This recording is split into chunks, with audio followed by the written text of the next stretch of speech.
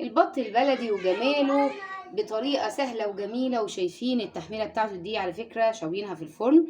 وعملت معاها شوية رز وشوية كده صينية بطاطس في الفرن بطريقة غريبة هتعجبكم جدا. عشان تشوفوا عشان تعرفوا الطريقة لازم تشوفوا الفيديو للآخر. حبايبي اللي لسه بيشوفوا القناة لأول مرة، يا ريت ما تنسوش تشتركوا في القناة وتفعلوا زر الجرس عشان يوصلكوا كل جديد. وطبعا اللايك الجميل منكم اللي يرفع الفيديو على اليوتيوب. يلا بينا نشوف الفيديو.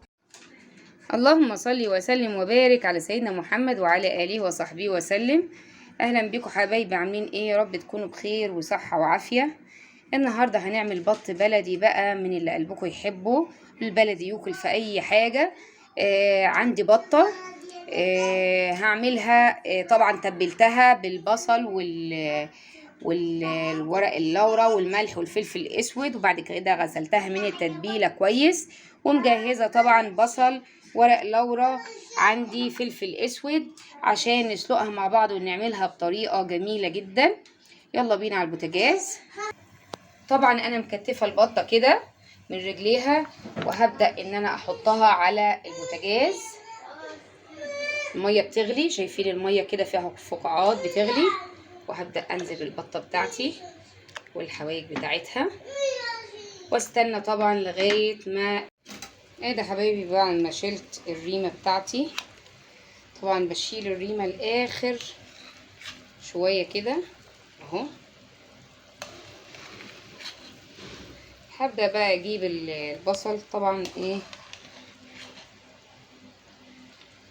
الريمة بتعمل زفارة للحاجة، لازم تتشال عشان عندك الشوربة تبقى حلوة وجميلة. وطبعا كده كده انا عاملاها متبلاها فهتبقى طعمها تحفة.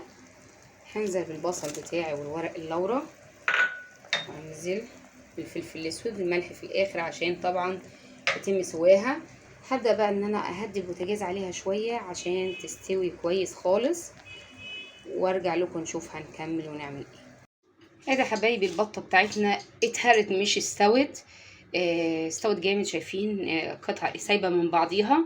بس هنطلعها ونتبلها مع بعض ونشويها في الفرن.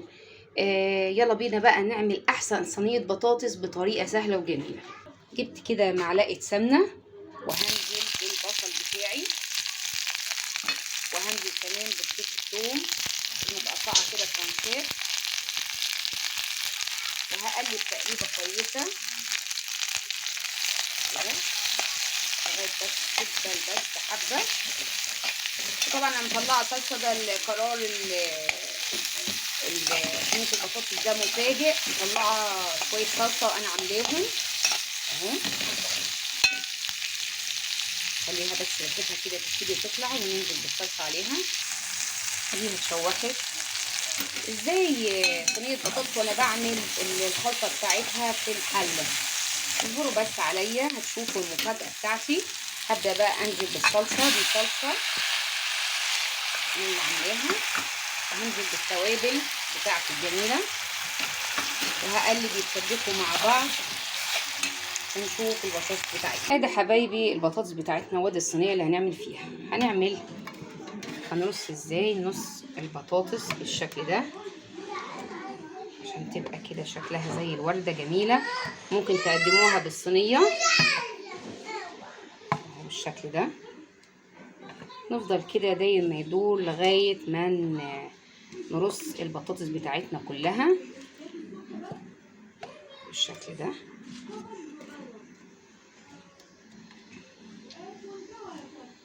شايفين الشكل جميل جدا. ده هي اترصت معانا رصه جميله. في بقى كام وحدايه كده تفضلوا ممكن نحطهم في الجوانب بالشكل ده، ونشوف التقليه بتاعتنا.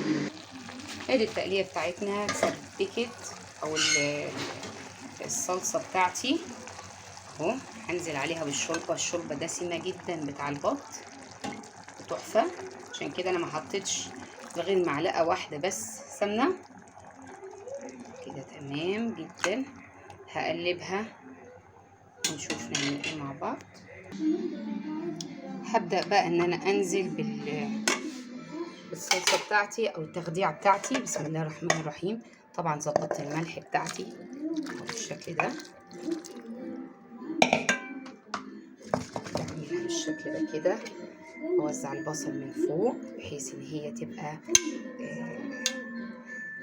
كل حته كده فيها بصل، بحيث ان انا اطلع بقى كام وحديه مع بعض جنب بعضيهم زي الافراح ما بيعملوا كده والشيفات بيعملوا. هحطها في الفرن وبعد كده تاخد وش.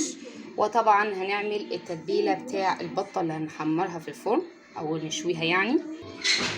كده حبايبي صلصه طماطم، وادي الملح والتوابل بتاعتي، واحط كمان معلقه من الزيت واقلبهم مع بعض. بس للاسف البطه طلعت بعاها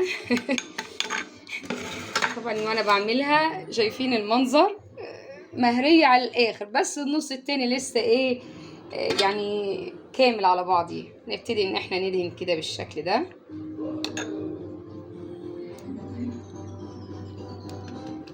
ونحطها في الفرن وارجع لكم. ادي البطه بتاعتنا بعد طبعا ما اتدمرت وعملت الحادثه اللي انتوا شفتوها، بس برضو طلعت جميله ودونيها اهي. طبعا هي حجمها صغير لانها بلدي.